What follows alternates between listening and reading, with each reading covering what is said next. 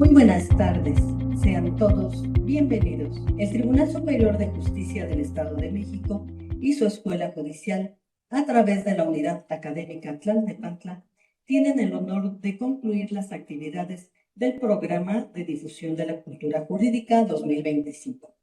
Para marcar este cierre, se presenta titulada Derechos Humanos, Ejecución de Penas y Justicia Restaurativa.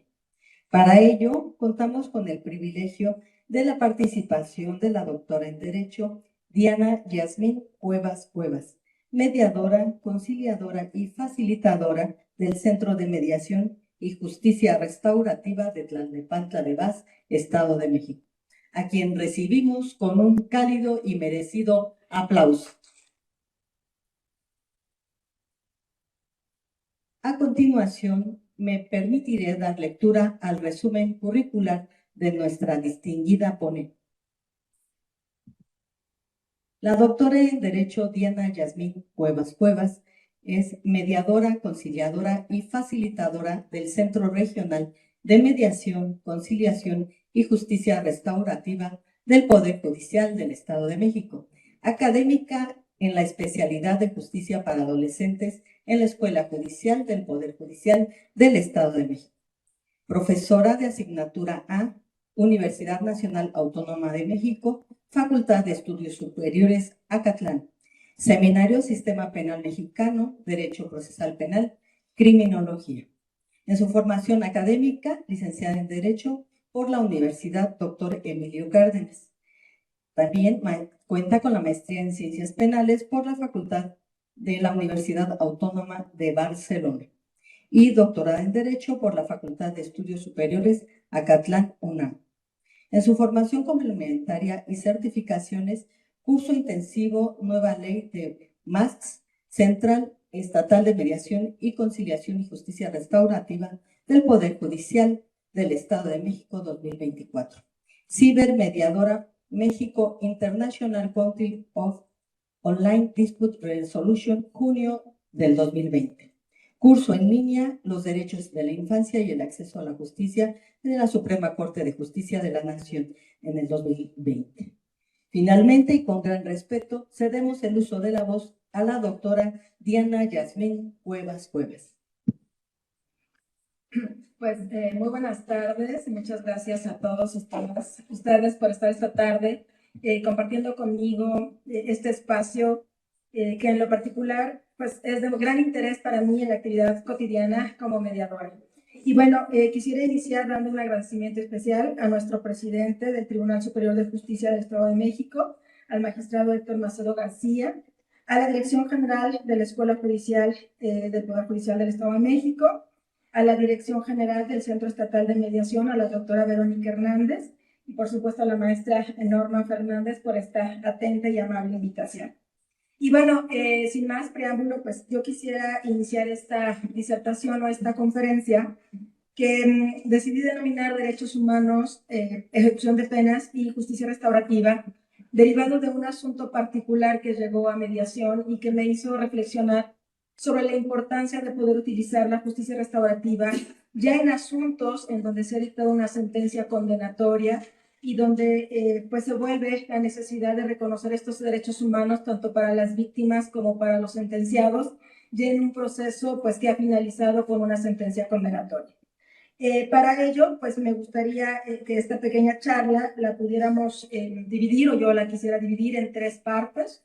Una parte introductoria en donde quisiera abordar algunos conceptos generales sobre qué entendemos por derechos humanos, desde dónde abordar la ejecución de penas y bueno, pues concluir con la justicia restaurativa para poder compartir con ustedes como caso final esta participación que yo tuve como facilitadora en este asunto en particular, pues que me motivó a compartir con ustedes esta charla. Varios de los conceptos que utilizaré durante el desarrollo de la misma devienen de diferentes fuentes bibliográficas, las cuales pues con todo gusto podemos compartir a través pues de algún correo electrónico que al final tendremos la oportunidad de preguntas y respuestas de compartir, y para que ustedes, si tuvieran interés, pudieran ahondar un poco más, sobre todo en los conceptos teóricos. Y bueno, iniciaría yo con la conceptualización de derechos humanos. Los últimos años, 10, 15 años, me parece que nuestro sistema judicial ha venido sufriendo una estructura y una modificación importante. En el año 2011 se reconocen los derechos humanos, se estableció de forma contundente su nivel jerárquico y fundamental en el artículo 1 constitucional, en donde se señala que todas las personas gozarán de los derechos humanos reconocidos en esta Constitución y en los tratados internacionales de los que el Estado mexicano es parte. Y justo es el Estado mexicano quien tiene que garantizar la efectiva protección de estos derechos humanos. ¿Pero qué entendemos por derechos humanos? El autor Antonio Pérez Nuño define como derechos humanos todos aquellos derechos de los que gozan todo individuo por el simple hecho de ser humano. Son el conjunto de facultades, prerrogativas, libertades y pretensiones de carácter civil, económico, social y cultural, incluidos los mecanismos de garantía de todos ellos que reconocen el ser humano, considerándolo de manera individual y colectivamente. Hay otro autor, Quintana Roldán, él reconoce o define los derechos humanos como el conjunto de atributos propios de todos los seres humanos que salvaguardan su existencia, su dignidad y sus potencialidades por el mero hecho de pertenecer a la especie humana, que deben ser integrados y garantizados por los ordenamientos jurídicos nacionales e internacionales para evitar que el poder público y la sociedad los vulneren o violenten por tener la calidad de derechos fundamentales. Entonces, estos derechos humanos, de acuerdo a estos conceptos, tienen la característica que son innatos al ser humano, es decir, por el simple hecho de ser humanos, son reconocidos y deben de ser reconocidos como tal, independientemente de que puedan ser establecidos en algún ordenamiento legal. Son absolutos y su respeto debe ser reclamado por cualquier persona. Y como yo les comentaba, justo el artículo 1 de nuestra Constitución, de nuestra Carta Magna, establece que todos en los Estados Unidos mexicanos, todas las personas gozarán de los derechos humanos reconocidos en esta Constitución, en los tratados internacionales de los que el Estado mexicano sea parte, así como de las garantías para su protección, cuyo ejercicio no podrá restringirse ni suspenderse, salvo en los casos y bajo las condiciones que esta Constitución establezca. En ese sentido, derivado de estos conceptos generales de derechos humanos, para efectos teóricos se ha clasificado en 3 grupos o en 3 generaciones de derechos humanos. La primera generación de derechos humanos fueron agrupados por los derechos civiles y políticos. Estos derechos fueron los primeros en ser reconocidos legalmente a finales del siglo XVIII, en la independencia de Estados Unidos y en la Revolución Francesa, y tratan de garantizar la libertad de las personas. Su principal función consiste en limitar la intervención del poder en la vida privada de las personas y garantizar la participación de todos en los asuntos públicos. Los derechos civiles más importantes que están dentro de este grupo o esta generación son el derecho a la vida, el derecho a la libertad ideológica y libertad religiosa, a la libre expresión y a los derechos de propiedad. En un segundo grupo se encuentran los derechos de segunda generación. Estos derechos se recogen y se reconocen como derechos económicos, sociales y culturales. Fueron incorporados poco a poco a la legislación a finales del siglo XIX y durante el siglo XX. Estos derechos o este grupo de derechos humanos fomentan la igualdad real entre las personas, ofreciéndose a todos las mismas oportunidades para que puedan desarrollarse en una vida digna. Su función consiste en promover la acción del Estado para garantizar el acceso de todas a condiciones de vida adecuadas. Algunos derechos que se pueden enunciar de segunda generación son el derecho a la educación, el derecho a la salud y el derecho al trabajo. Y un tercer grupo, que es el que nos interesa para efectos de esta charla, vamos a encontrar los derechos conocidos como de tercera generación. Estos se han ido incorporando a las leyes a finales del siglo XX y XXI y fomentan la solidaridad entre los pueblos y las personas de todo el mundo. Su función es promover una de las relaciones, o mejor dicho, promover las relaciones pacíficas y constructivas que permitan afrontar los nuevos retos a los que se enfrenta la humanidad. En estos derechos o en este grupo de derechos podemos encontrar el derecho a la paz, el derecho al desarrollo y al desarrollo del medio ambiente limpio del que todos podamos disfrutar. Y es justo en este derecho a la paz en donde empezamos a vislumbrar la participación de la justicia restaurativa. Si entendemos por paz, que viene del latín paz, se define como un estado de tranquilidad y de quietud. Y es entonces donde nuestro artículo 17 constitucional incorpora lo relacionado a los mecanismos alternativos de solución de controversia. En diversos apartados, en esta reforma que se dio el día 18 de junio del 2008, señala lo siguiente. Toda persona tiene derecho a que se le administre justicia por tribunales que estarán expeditos para impartirle los plazos y términos que fijen las leyes. Emitan sus resoluciones de manera pronta, completa e imparcial. Su servicio será gratuito, quedando en consecuencia prohibida las costas judiciales. Ese mismo artículo 17 constitucional, en un apartado posterior, señala: las leyes preverán mecanismos alternativos de solución de controversia. En materia penal, regularán su aplicación, asegurarán la reparación del daño y establecerán los casos en que se requiere supervisión judicial.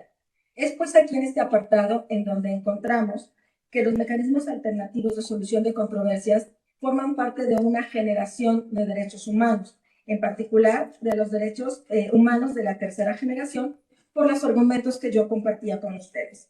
Y bueno, teniendo un poco ya conceptualizado que un derecho humano es un derecho aquel que tiene todo ser humano por el simple hecho de ser persona, y que si los mecanismos alternativos de derechos, mecanismos alternativos de solución de controversia son concebidos como derechos humanos de tercera generación, entonces estamos contemplando que estos derechos, como lo son los mecanismos alternativos, pues deben de ser respetados para todos y todas. Aunado a esta reforma que viene en el 2011, posteriormente, ya para el año 2016, en el sistema judicial penal encontramos la incorporación y la reforma de varias disposiciones importantes. Reforman el Código Nacional de Procedimientos Penales, surge la Ley Nacional de Mecanismos Alternativos de Solución de Controversias, la Ley Nacional de Ejecución Penal y la Ley Nacional del Sistema Integral de Justicia para Adolescentes. También se hacen algunas modificaciones. ¿Qué es lo importante? Que bueno, para efectos del segundo tópico, que son o que es relacionado con la ejecución de penas, tenemos que para el año 2016, que surge esta Ley Nacional de Ejecución de Penas, la cual entró en vigor el día 30 de junio del 2016 y que fue publicada el día 16 de junio del 2016, hacen una serie de argumentaciones en su exposición de motivos encaminadas justo también a tutelar y proteger derechos humanos de las personas privadas de su libertad.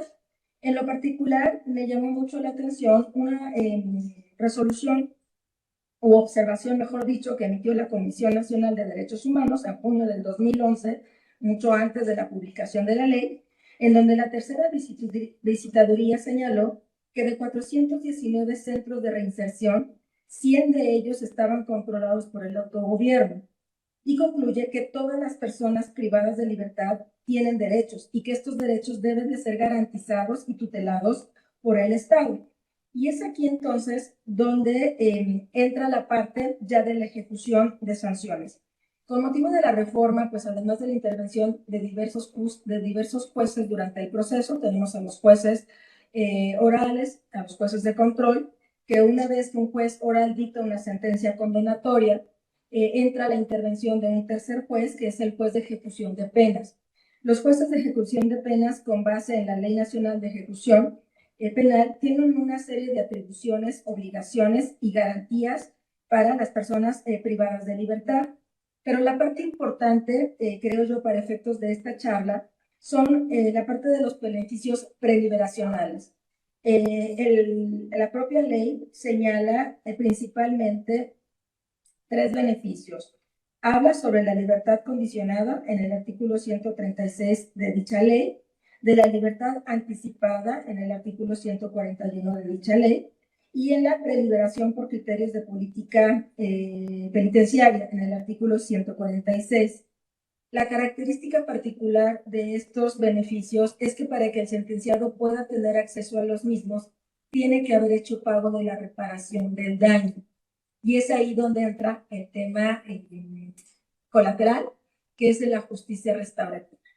Hay dos disposiciones interesantes en esta ley que nos dicen lo siguiente. El artículo 151 refiere que las personas, para efectos de la reparación del daño, pueden acudir a mecanismos alternativos de solución de controversias o a justicia restaurativa.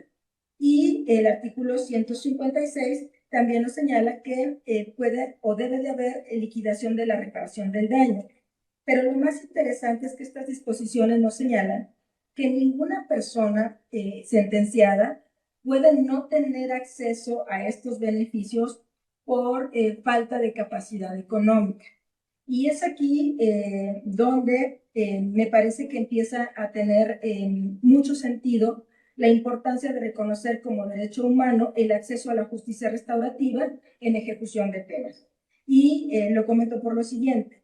Hace algunos meses tuvimos a bien recibir un oficio por una jueza de ejecución en donde nos remite a los familiares de un sentenciado, está privado de la libertad por un homicidio y ya tenía acceso a un beneficio preliberacional. El único problema es que no había podido hacer el pago de la reparación del daño. Y no tanto por una cuestión económica, sino porque no se había podido localizar a los familiares de la víctima, es decir, a los ofendidos.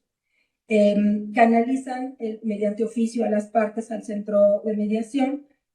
Tengo la fortuna que me toca participar a mí en el procedimiento y bueno, con los datos que había en el expediente nos dimos a la tarea de localizar a los familiares de la víctima.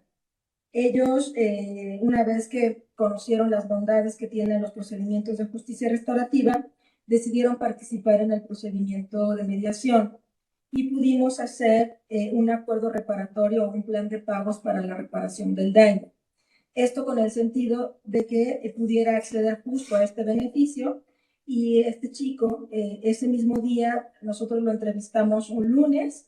El lunes por la mañana lo entrevistamos a él, porque bueno, ahora comentaré con ustedes que para poder acceder a la justicia restaurativa en ejecución de penas tenemos que cumplir algunos requisitos adicionales a los que la ley señala, la Ley Nacional de Ejecución Penal para obtener el beneficio. Tuvimos la entrevista con él, un poco más tarde nos trasladamos al domicilio de la víctima, nos recibió su mamá, que era quien estaba como ofendida, accedió a participar en el mecanismo, empezamos a generar los posibles acuerdos reparatorios, llegaron a una cantidad convenida por ambos, establecieron un plan de pagos, porque bueno, también había una situación ahí un poco complicada pues, por la cuestión de los pagos, y ese mismo día la jueza de ejecución autorizó y dio por bueno el acuerdo reparatorio, y al día siguiente pudo obtener su libertad esta persona con este beneficio. Ellos habían intentado o tenían más de un año intentando el acercamiento con la otra parte, pero pues obviamente al ser familiares del sentenciado, pues era difícil tener acceso a la información necesaria en la carpeta que integra el expediente penal, la carpeta administrativa, y les era muy complicado.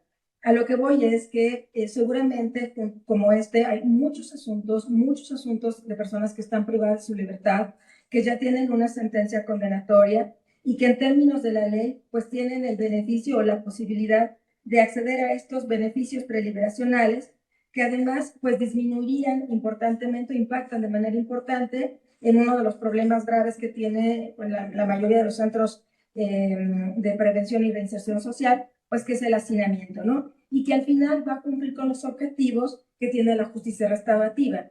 Y es hacia allá donde quiero ir ahora sobre el tema de la justicia restaurativa, pues para poder ir concatenando estos tres conceptos.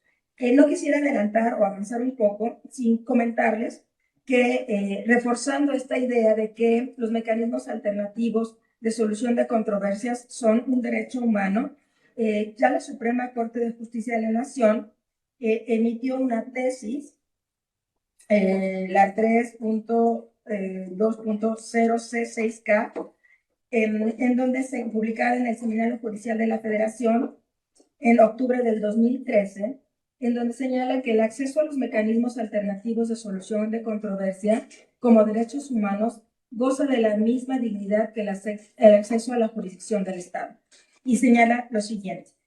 Los artículos 17, segundo párrafo de la Constitución Política de los Estados Unidos Mexicanos, el artículo 8 de la Convención Americana sobre Derechos Humanos y el artículo 14 del Pacto Internacional de Derechos Civiles y Políticos reconoce a favor de los gobernados el acceso efectivo a la jurisdicción del Estado, que será encomendada a tribunales que estarán expeditos para impartir justicia, emitiendo sus resoluciones de manera pronta, completa e imparcial.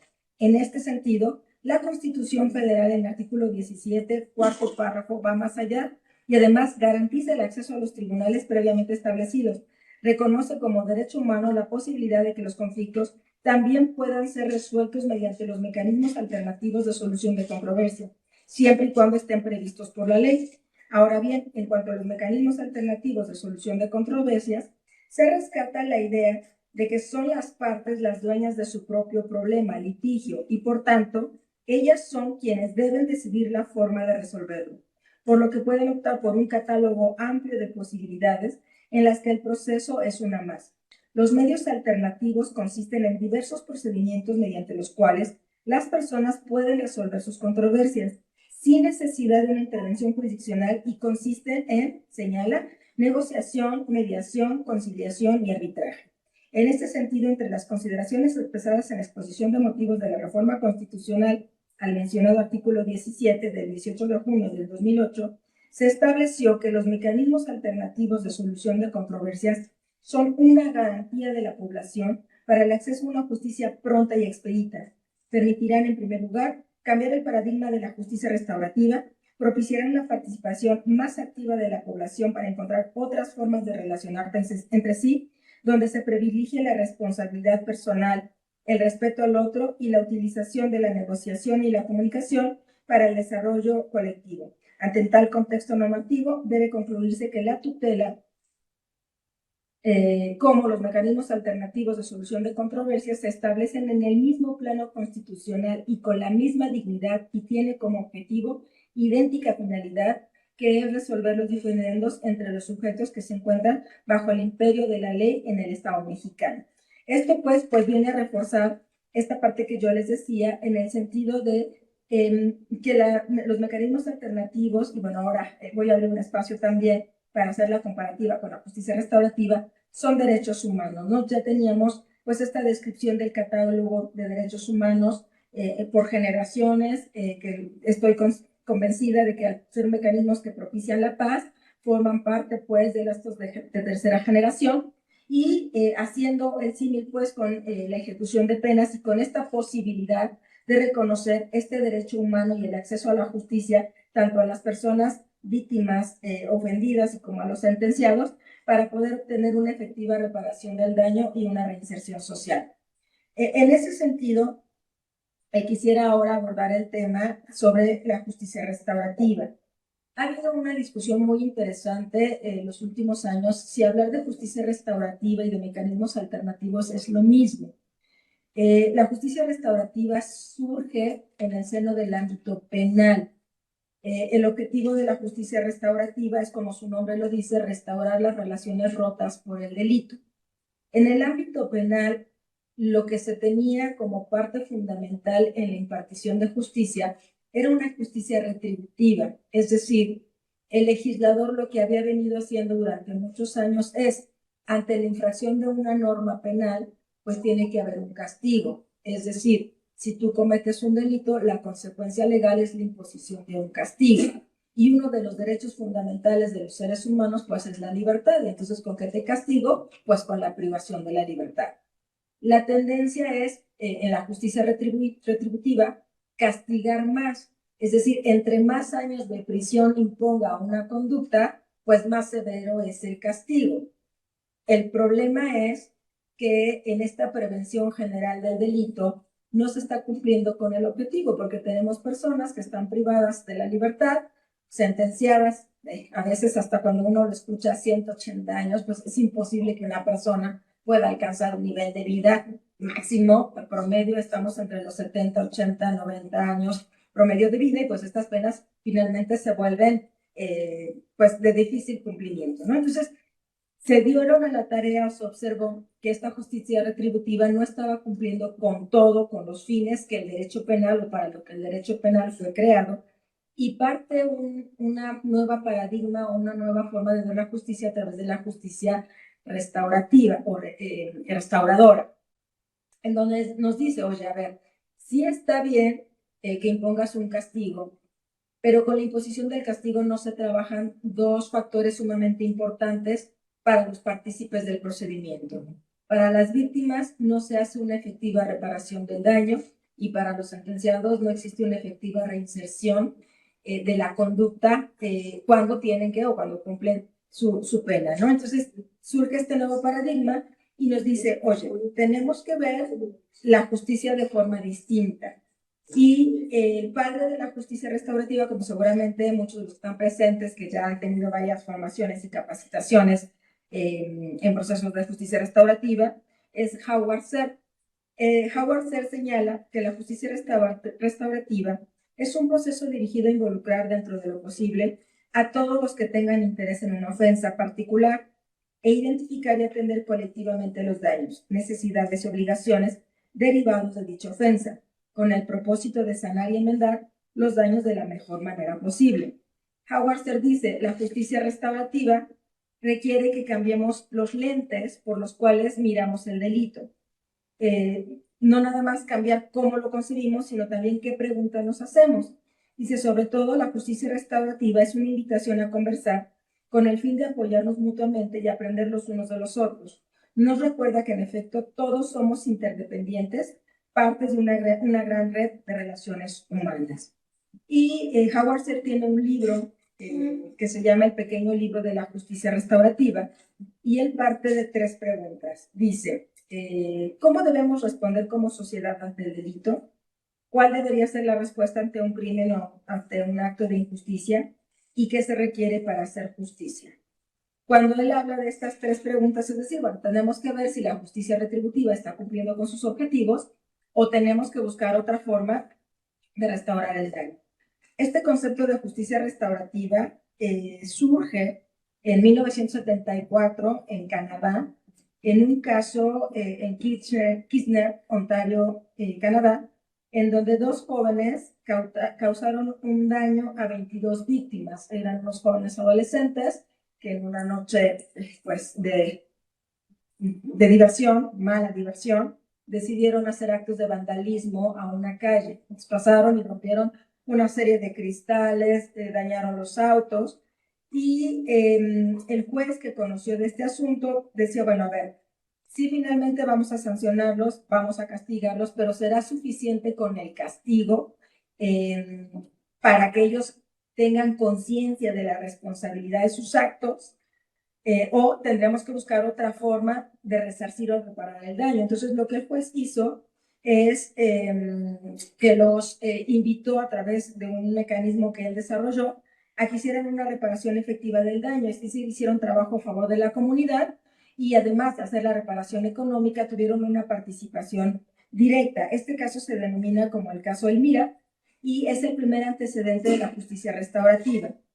Desde el punto de vista legal, en nuestro país, por ejemplo, tenemos que varios grupos y poblaciones de antaño ya tienen en usos y costumbres incorporados la justicia restaurativa desde otra visión, pero pues finalmente ya la tenían incorporada. En algunos países del derecho anglosajón, como en Nueva Zelanda, en Canadá, en Australia, en Estados Unidos, en Europa y algunos países también de América Latina como Chile y Colombia, ya tenían incorporados estos mecanismos de justicia alternativa. La diferencia es, en la justicia retributiva nos dice, bueno, el delito es una violación a la ley, afecta al Estado. Entonces, ¿qué es lo que tiene que hacer el Estado? Imponer un castigo. Y este castigo pues va a generar una culpabilidad y lo que yo les decía, entre más penas pongamos, pues más castigo y más sanción, y entonces es un ejemplo para la comunidad. Y los ofensores deben de recibir un castigo.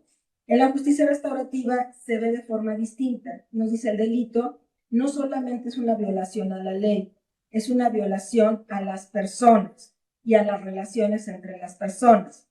Este delito no solo causa culpabilidad, también causa un daño y crea la obligación de reparar el daño. Y la justicia es un esfuerzo por sanar ese daño causado y promover la restauración. Tenemos pues en la justicia restaurativa, yo les decía que es donde surge, y ahora regresaré a la discusión entre si es mecanismo alternativo o si es justicia restaurativa. En materia penal, que es donde nace la justicia restaurativa, pues tenemos 3 participantes importantes: la víctima, los ofensores y la comunidad. ¿Por qué creen ustedes que es importante la participación de la comunidad? Por ahí yo leía en un documento que cuando se comete un delito, no solamente se daña a una víctima y no solamente existe un actor activo, que es el sentenciado, o en este caso el ofensor, sino también a la familia de la víctima, a los familiares del ofensor y también a la comunidad. Y yo leía en este artículo que, por ejemplo, un delito puede llegar a causar un daño a más de 200 personas. Por ejemplo, si en mi calle se comete un robo, pues eso va a generar no solamente el daño a la víctima directa y a la familia de la víctima, que genera un montón de situaciones de inseguridad, sino también pues a quienes vivimos en la calle, porque entonces ya empezamos a creer que no estamos tan seguros y entonces empezamos a poner ahí algunas medidas quizá de mayores candados o ya no salir a cierta hora o ya no tener la misma libertad que se tenía. En el caso de la otra parte del sujeto activo, que son los ofensores, pues también la familia del ofensor se ve afectada con la comisión del hecho delictivo, porque al final, pues en un momento dado, quienes participan durante el proceso y en muchas ocasiones hasta para el pago de la reparación del daño, pues es la familia del ofensor. Y bueno, pues la comunidad, que somos todos los que estamos alrededor de ellos. La justicia restaurativa tiene tres responsabilidades o tres R's. La de responsabilidad para el ofensor, la de reintegración también para el ofensor y la restauración para la víctima. Y quisiera yo comentarles que hay normatividad a nivel internacional, que no solamente las disposiciones que nosotros tenemos y de las que estábamos comentando en el artículo 17 constitucional, que habla de mecanismos alternativos y que en materia penal nos habla de la supervisión. Esta reforma del 17 constitucional también viene motivada por una resolución de la ONU del año 2002, diagonal 12, del Consejo Económico y Social. Esta resolución de la ONU señala los principios básicos sobre la utilización de programas de justicia restaurativa en materia penal.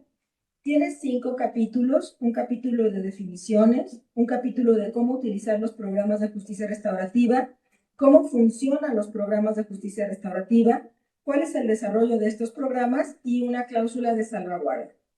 Y en las definiciones nos dice esta resolución de la ONU que justicia restaurativa se entiende como todo programa que utilice procesos restaurativos e intente lograr resultados restaurativos.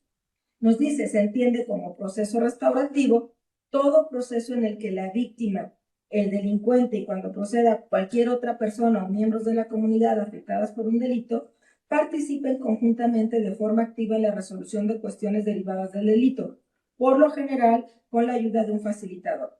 Entre los procesos restaurativos se pueden incluir la mediación, la conciliación, la celebración de conversaciones, las reuniones para decidir condenas. Por resultado restaurativo se entiende un acuerdo logrado como consecuencia de un proceso restitutivo. Entre los resultados restaurativos se pueden incluir respuestas y programas como la reparación, la restauración y el servicio a la comunidad, encaminados a atender a las necesidades y responsabilidades individuales y colectivas de las partes y lograr la reintegración de la víctima y delincuente. Por partes se entiende a la víctima, al delincuente y a cualquier otra persona o miembro de la comunidad afectada por un delito que participe en un proceso restaurativo. Y por facilitador se entiende una persona cuya función es facilitar de manera justa e imparcial la participación de las partes en un proceso restaurativo. Entonces, tenemos que desde el año 2002, la justicia restaurativa está integrada por una serie de procesos y dentro de esos procesos incluye la mediación y la conciliación. Y es aquí donde viene la discusión que yo les comentaba, si es lo mismo hablar de mecanismos alternativos de solución de controversia o la justicia restaurativa es un marco distinto. Para efectos teóricos, los mecanismos alternativos surgen en el ámbito civil y familiar, y por eso es que hablamos de mediación, conciliación, y ahora ya hablamos también de justicia restaurativa en el ámbito familiar. Tenemos otras figuras como el arbitraje y algunas, la negociación, por ejemplo, como mecanismo alternativo. De acuerdo a la resolución de la ONU, si nosotros nos vamos al concepto general, nos dice que justicia restaurativa es todo aquello que tenga como objetivo un resultado restaurativo. Es decir, si la mediación tiene como objetivo restaurar, pues cabría o entraría dentro del programa de justicia restaurativa. y nos habla que procesos restaurativos es donde participa ya directamente la víctima y el delincuente. Por lo tanto, hablar de justicia restaurativa le enfoca más al ámbito penal y de los demás mecanismos alternativos los estaríamos enunciando o ubicando dentro de otras materias. Lo más interesante es que existen más de 200 programas de justicia restaurativa y los que nosotros aplicamos básicamente son 4. La mediación, la conciliación en términos de la Ley Nacional de Mecanismos Alternativos de Solución de Controversia en Materia Penal. Tenemos las juntas restaurativas y en algunas otras disposiciones vamos a encontrar las conferencias y los círculos restaurativos. Son 4 o 5 programas los que nosotros aplicamos, pero en realidad si hay más de 200 programas, pues la verdad es que lo que estamos aplicando pues es muy cortito o muy limitado conforme a todo lo que se tiene, ¿no? Entonces, finalmente, si tenemos ya en este contexto qué es la justicia restaurativa con los antecedentes, cómo la justicia restaurativa es un derecho humano y cómo podemos hacer uso de la justicia restaurativa como derecho humano en la ejecución de penas, es aquí donde quisiera centrarme en cómo llevar a cabo un procedimiento de justicia restaurativa en el ámbito de ejecución de penas. Yo les decía que, bueno, pues es requisito fundamental que exista una sentencia condenatoria. En materia penal hay 2 momentos procesales en los que se puede intervenir como facilitador. Uno, en la etapa de investigación, hasta la etapa de investigación complementaria y hasta antes del auto de dictado apertura a juicio oral. Y otro ya cuando se ha dictado una sentencia, ya en ejecución de penas. En la primera etapa, que es la etapa de investigación, en la etapa de investigación inicial, como es competencia de las fiscalías tienen sus unidades de mediación. Ahí vamos a encontrar facilitadores que están formados y capacitados para intervenir en esa etapa procesal. Pero el artículo 185 del Código Nacional de Procedimientos Penales nos pone algunas limitantes. No todos los delitos pueden ir a acuerdo reparatorio.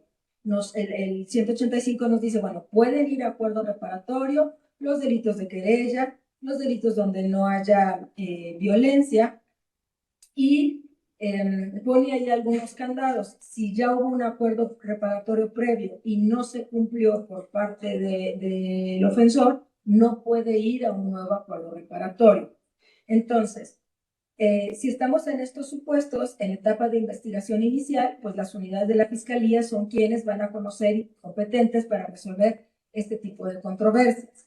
Si ya pasamos y se judicializa la investigación y ya estamos ante el juez de control, el que va a conocer de un mecanismo alternativo serían los facilitadores adscritos a los centros de mediación o a los centros de justicia alternativa. Estos facilitadores requieren una certificación especial, porque por ahí en alguna ocasión alguien me preguntaba, por ejemplo, si los mediadores privados pueden conocer de asuntos penales. No, no pueden porque carecen de esta certificación, y aún así quienes somos facilitadores públicos, si no tenemos la certificación en materia penal, tampoco podemos conocer de estos asuntos. Entonces, ahí, una vez que ya se judicializó, el juez de control, en términos del Código Nacional de Procedimientos Penales y de la Ley Nacional de Mecanismos Alternativos, pueden canalizar a las partes para que acudan ya sea a las unidades de la Fiscalía o a los centros de mediación para que intenten un acuerdo reparatorio, y señala un plazo de 30 días para que pueda llevarse a cabo el acuerdo reparatorio. Si no se logra el acuerdo reparatorio, bueno, se regresan a juez de control y continúan con el procedimiento. Si se llega a acuerdo reparatorio y este es de cumplimiento inmediato, en ese momento se sobresee, se da por cumplido el acuerdo, no se ejerce pues ya la acción penal, no se continúa como tal y se da por terminado el procedimiento. Pero si la obligación de pago de la reparación del daño es diferida, hasta en tanto no se haga el pago total de la reparación del daño, no se va a tener por cumplido el acuerdo reparatorio. Esto es, si deja de hacer, si son 3 pagos, hace 2 y el tercero ya no lo hace, se tiene por no cumplido el acuerdo, en consecuencia se tiene por no hecho y se tendrá que continuar con el proceso en la etapa procesal en la que estaba. Entonces, esto es una forma de garantizar por parte del legislador que se van a cumplir los acuerdos reparatorios. Por ahí alguien decía, bueno, ¿y qué va a pasar si ya hizo 2 pagos? Pues para efecto de la reparación del daño, bueno, la ley señala que se tendrán hechos, se reconocerá ese pago como gastos y costas ya al momento de un dictado de una sentencia, ¿no? Entonces, si en esos 2 momentos procesales, hasta antes de dictado el auto de apertura a juicio oral, se llega a un acuerdo reparatorio y estamos dentro de los delitos que lo permiten, pues ahí se terminará el proceso. Pero si no estamos dentro de los delitos que prevén acuerdo reparatorio o no se llega a un acuerdo reparatorio, pues la víctima, el ofendido y el procesado o acusado, según la etapa procesal, tendrán que continuar con el desarrollo del procedimiento hasta el dictado de la sentencia. Y ya en el dictado de la sentencia, entonces es sí, donde yo les comentaba, que entran ya los jueces de ejecución. Y el artículo 200 de la Ley Nacional de Ejecución Penal señala cómo se va a llevar a cabo este procedimiento de justicia restaurativa. Y nos dice que a diferencia de lo que sucede en el proceso, todos los delitos, todos van o pueden ir a una justicia restaurativa. Es decir, ya no importa si son delitos graves, no graves, de querella, no querella, todos los delitos, una vez que hay una sentencia condenatoria, pueden ir a justicia restaurativa. Pero nos señala que tienen que tenerse o reunirse 3 requisitos fundamentales. Uno, que el sentenciado reconozca su participación o su responsabilidad en la comisión del delito. Si el sentenciado, aún ya con sentencia condenatoria, no reconoce su participación, no hay posibilidad de ir a un encuentro con la víctima, porque entonces solamente la vamos a revictimizar y no se va a lograr el objetivo del procedimiento. 2, que la víctima esté de acuerdo en participar en el procedimiento. Recuerden que todos los procedimientos, pues como principios, tienen la voluntariedad y en materia penal y en materia de ejecución, la víctima tiene que estar totalmente de acuerdo y expresar su voluntad de participar en el procedimiento, y nos dice que no deben de ser menores de edad, es decir, como requisito tienen que ser mayores de edad. Voy a hacer una pequeña pausa también. En la Ley Nacional de Ejecución de Sanciones Penales del Sistema Integral de Justicia para Adolescentes también hay justicia restaurativa en ejecución para adolescentes, pero bueno, tiene unas connotaciones distintas, ¿no? Entonces, nos dice el artículo 200 de la Ley Nacional de Ejecución Penal que como requisitos son, pues, que se haya asumido la responsabilidad por parte del ofensor, que la víctima esté de acuerdo en participar, y la tercera es que haya condiciones indispensables para poder llevar los encuentros. Lo que se busca a toda costa es evitar una revictimización hacia las víctimas ofendidos y también pues poner en una situación de riesgo. Y es aquí donde es sumamente importante la preparación que el facilitador tiene que hacer pues para poder llevar a cabo estos encuentros de justicia restaurativa. Porque si las personas no están suficientemente formadas, capacitadas y en condiciones de ir a este encuentro, lo que vamos a obtener o es una revictimización o correr el riesgo de que la víctima ofendido quiera agredir de manera física al tener este encuentro cara a cara con la otra parte, pues al sentenciado, ¿no? Entonces es muy importante tener estas condiciones indispensables para poder ir a un encuentro de justicia restaurativa. Nos dice, voy a leer nada más algunas partes relacionadas, el artículo 200 de la Ley Nacional de Ejecución Penal. En la ejecución de sanciones penales podrán llevarse a cabo procesos de justicia restaurativa en los que la víctima ofendido, el sentenciado y en su caso la comunidad afectada, en libre ejercicio de su autonomía, participen de forma individual o conjunta de forma activa en la resolución de cuestiones derivadas del delito, con el objetivo de identificar las necesidades y responsabilidades individuales y colectivas, así como de coadyuvar en la reintegración de la víctima ofendido y del sentenciado o de la comunidad y la recomposición del tejido social. Si ustedes leemos, o si nosotros leemos a detalle este artículo 200, pues nos remite a la resolución de la ONU, en donde nos habla pues cuáles son los objetivos de la justicia restaurativa. El artículo 204 ya nos señala cómo se van a llevar a cabo los procesos restaurativos y nos dice, los procesos de justicia restaurativos se llevarán a cabo con la participación del sentenciado, en programas individuales o sesiones conjuntas con la víctima ofendido, en los cuales podrán participar miembros de la comunidad y autoridades, atendiendo al caso concreto y con el objetivo de analizar con las consecuencias derivadas del delito. Los procesos de justicia restaurativa en los que participa la víctima ofendido y el sentenciado constarán de 2 etapas, una etapa de preparación y una etapa de encuentro, en los cuales se contará con la asistencia de un facilitador. Se requiere para su realización, 1, que el sentenciado acepte su responsabilidad por el delito y participe de manera voluntaria. 2, que la víctima dé su consentimiento pleno e informado de participar en el proceso y que sea mayor de edad. Y 3, verificar que la participación de la víctima y del sentenciado se desarrolle en condiciones seguras. Entonces, poniendo como antecedente el caso que yo les compartía, la jueza de ejecución pues remitió este asunto mediante oficio. Era un homicidio en riña. Nosotros como facilitadoras acudimos al centro de reinserción de aquí de Barrientos, y la juez nos permitió tener esta entrevista o este encuentro individual con el sentenciado. Ellos habían hecho un trabajo previo encaminado, justo yo les decía, a que él tenía pues el beneficio de una preliberación anticipada. Ya habían cumplido con todos los requisitos, lo único que le faltaba pues era hacer el pago de la reparación del daño, y por ese requisito indispensable pues no podía acceder al beneficio. Entonces, bueno, tuvimos la oportunidad de tener una entrevista previa de preparación con él. Él nos compartió, bueno, nos narró lo que sucedió desde donde él lo vivió y cómo lo vivió, y nos empezó a generar, o empezó, él ya tenía una propuesta de reparación del daño en pagos parciales. El problema de las personas privadas de su libertad es que cuando logran su libertad, pues desafortunadamente todavía, a pesar de los esfuerzos que el Estado ha hecho, se enfrentan con el problema de la estigmatización, es decir, salen y les es muy difícil encontrar un trabajo de manera inmediata.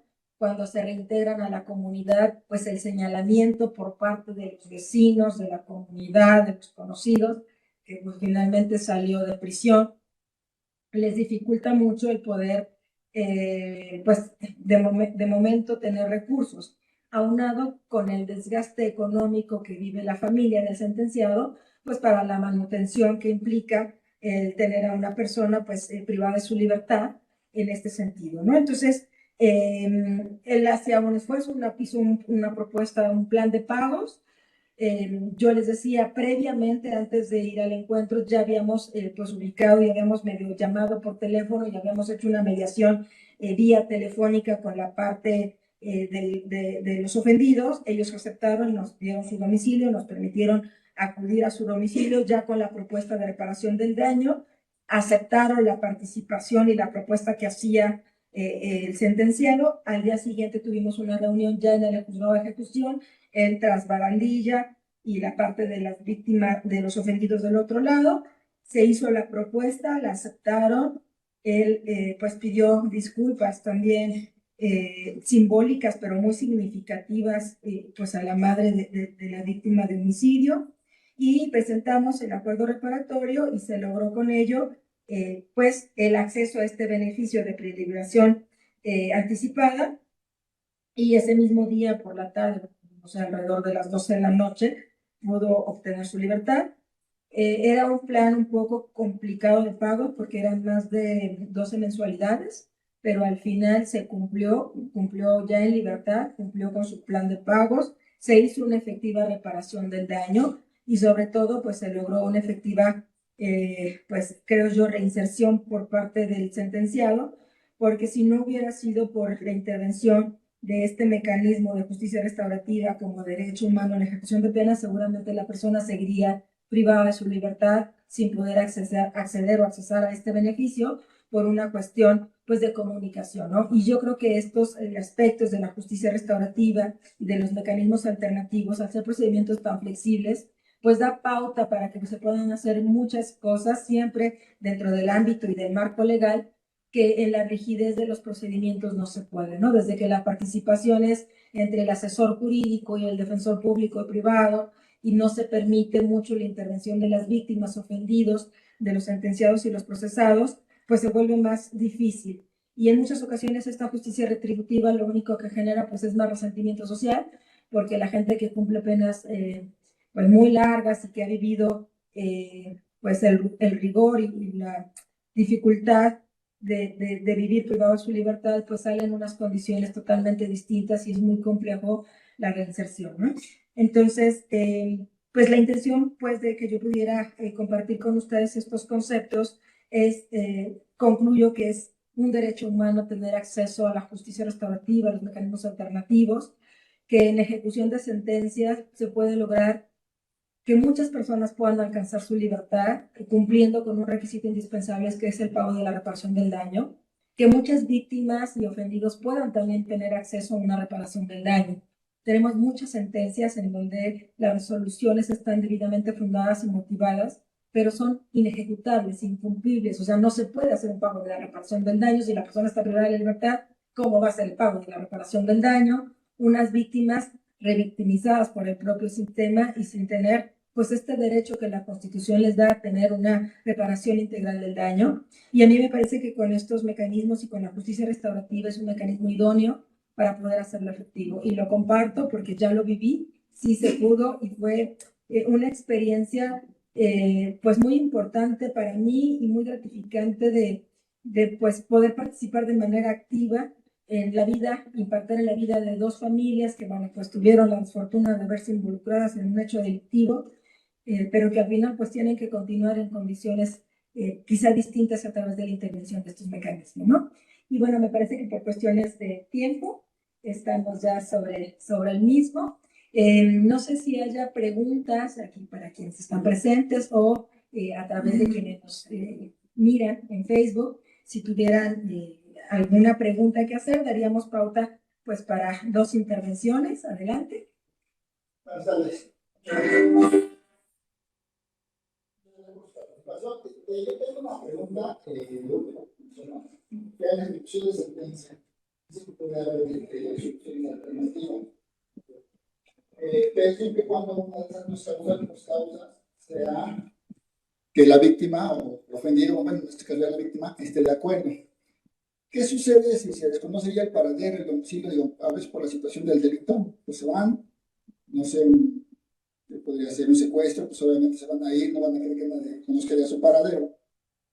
¿Qué sucede en esa situación? Digamos, a lo mejor quiere hacer la reparación, él está de acuerdo en aceptar el delito, pero me es imposible localizar el paradero, entonces no podría cumplir con el segundo de los requisitos, que es que acepte.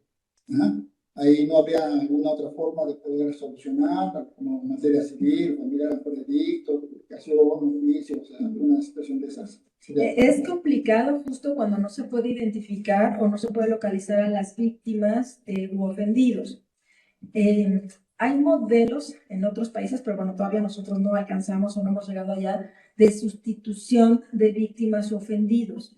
Pero al final, como la reparación del daño se tiene que hacer a una persona individualizada y ella tiene que aceptar el pago de la reparación del daño, si no la podemos localizar, pues no se va a poder cumplir con el requisito y no se va a poder acceder al beneficio. Tendrá que esperar pues a otro beneficio si es que la ley lo marca, o en su defecto, pues esperar el cumplimiento de la sentencia para poder obtener su libertad, ¿no? Entonces, sí es complicado cuando no se puede identificar a la víctima o no se le puede localizar, pues por esta situación, porque ella tiene que aceptar participar en el procedimiento y al final la reparación del daño se le va a hacer a ella, ¿no? Entonces, si no está, pues no vamos a saber en qué condiciones.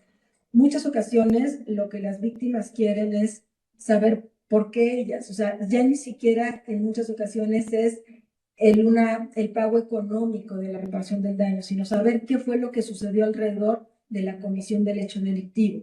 Y solamente, pues, ellos tienen las preguntas y en este caso quienes tienen las respuestas son los sentenciados. Pero bueno, de manera muy puntual, si no se puede localizar a la víctima o ofendido, no habrá posibilidad de acceder a este beneficio en caso de que pues, se tenga acceso y habrá que esperar al cumplimiento de la pena o algún otro beneficio que la ley pueda señalarle, ¿no? Pero es indispensable la participación de la víctima o ofendida. No sé si haya... Sí, perdón. Hola, buenas tardes. Yo tengo una duda. Usted estaba comentando hace un momento que en el artículo 204 de la Ley Nacional de Ejecución Penal, dentro de los tres requisitos, el tercero era como que existieran las condiciones necesarias, pero no sé si a lo mejor pudiera profundizar un poco a qué se refieren estas condiciones necesarias o cómo lo podemos encuadrar cuando pues tengamos un caso de ese tipo, ¿no? Por favor. Claro. Como normalmente son personas que están privadas de su libertad, el trabajo que se hace es o dentro de los centros penitenciarios o en barandillas. Entonces, lo que nosotros como facilitadores debemos de cuidar siempre es que no haya una situación que pueda generar un riesgo de agresión para alguna de las partes.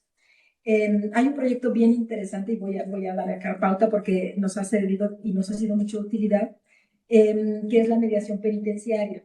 El Estado de México tiene un modelo de mediación penitenciaria único a nivel mundial, creo yo, en donde se hizo una formación de mediadores pares, es decir, se forman mediadores, personas privadas de su libertad, con técnicas y herramientas de facilitador.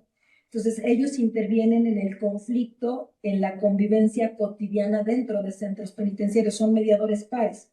Entonces, la ley señala que pueden mediar entre conflictos entre pares o entre autoridades y pares que se generan pues, en la convivencia cotidiana del hacinamiento que ellos viven. Pero a lo que voy es, este programa piloto ha creado que en cada centro penitenciario exista al interior centros de mediación. Hay una sala y un área especializada y especial para que se puedan llevar a cabo procedimientos de mediación dentro de centros penitenciarios. Entonces, en algunas ocasiones, cuando las condiciones lo permiten, accesamos o ingresamos a los centros penitenciarios, acompañamos a las víctimas o ofendidos con sus asesores jurídicos y el centro penitenciario se encarga de presentar al sentenciado a las instalaciones que están desarrolladas y creadas para tal efecto, y ahí es donde llevamos los procedimientos de mediación. Siempre hay, pues obviamente por condiciones de seguridad, autoridades, policía de penitenciaria, que está vigilando que no haya riesgo alguno. Y en la etapa de preparación es donde nosotros nos tenemos que asegurar que ambas partes están en condiciones de ir al encuentro. Este asunto que yo les comento fue muy rápido porque ellos ya habían hecho un trabajo previo y además la víctima sí estaba de acuerdo en participar, pero en muchas ocasiones en las primeras entrevistas no están del todo convencidos o no conocen en qué consiste el mecanismo alternativo o ya están revictimizados por el sistema y no quieren participar. Entonces, si nos dicen que no por ser voluntario, pues no podemos seguir insistiendo.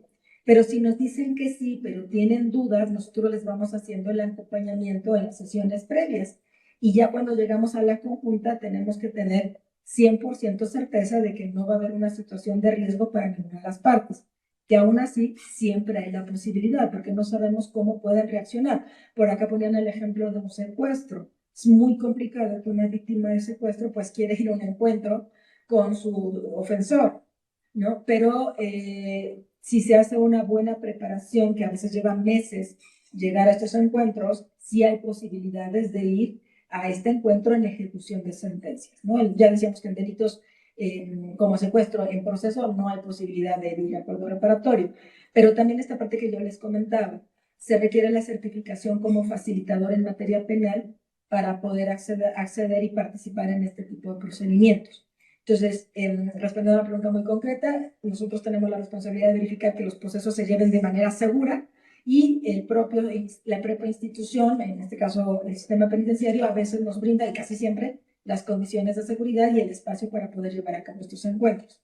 Entonces, son muy bonitas las salas de mediación, digo, el contexto es muy complicado, pero se han empeñado mucho en que sean lugares muy dignos para que se puedan llevar a cabo estos procesos de justicia restaurativa.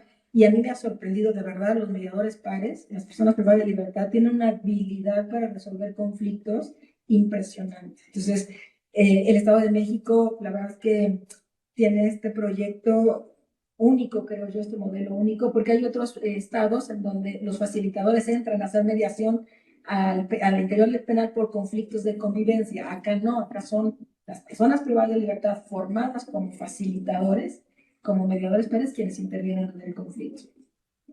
No, al contrario, gracias a Dios. Bueno, nos informan que hay algunas preguntas en Facebook. de las cuales se les dará respuesta mediante la plataforma. Claro que sí. ¿Sí? Muy bien, pues vamos a proceder finalmente a realizar la entrega de un merecido reconocimiento a la doctora Diana Yasmín Cuevas por la brillante disertación de su conferencia. Muchas felicidades, doctora.